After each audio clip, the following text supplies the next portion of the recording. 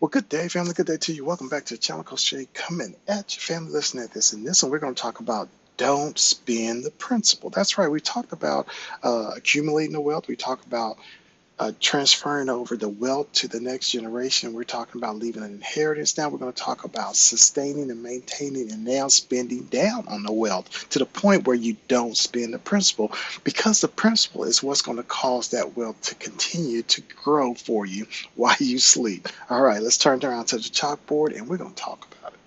All right, family. Once again, we got this grandson who will receive this inheritance from his grandfather, and it's $1 million.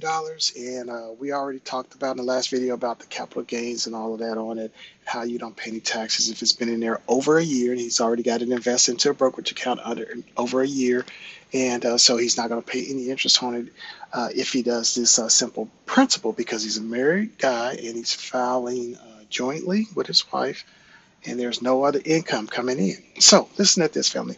Grandfather has left him with $1 million. He's talked to him many times about how to use this money, how to make this money work for him, to the point where he doesn't even have to work anymore. So he's 30 years old. The grandson is 30 years old with this money.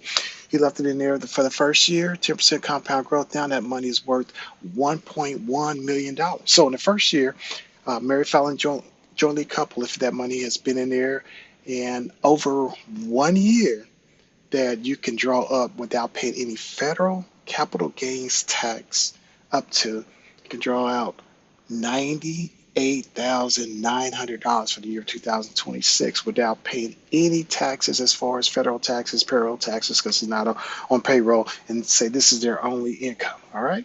So now he's take that money out. Now this is how the money works for you. The money is going to grow because even though he took this out, he still got this left in there. All right, over a little bit over $1 million. And now this year, it's going to draw 10 more percent in that second year. Okay, now he's got $1.1 million. Once again, we're not going to spend down on the principal. We never spend down below $1 million, so that can keep building for you. All right, now if it dropped below 10%, then you can't draw more than uh, whatever's in there as far as that $1 million. You never spend down on that. All right, because that's going to cause you to it's going to keep compounding for you.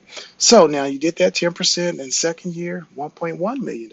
Once again, he's going to go ahead and draw. We're going to assume that they don't go up, which it may be indexed for inflation, but we're going to assume it doesn't go up.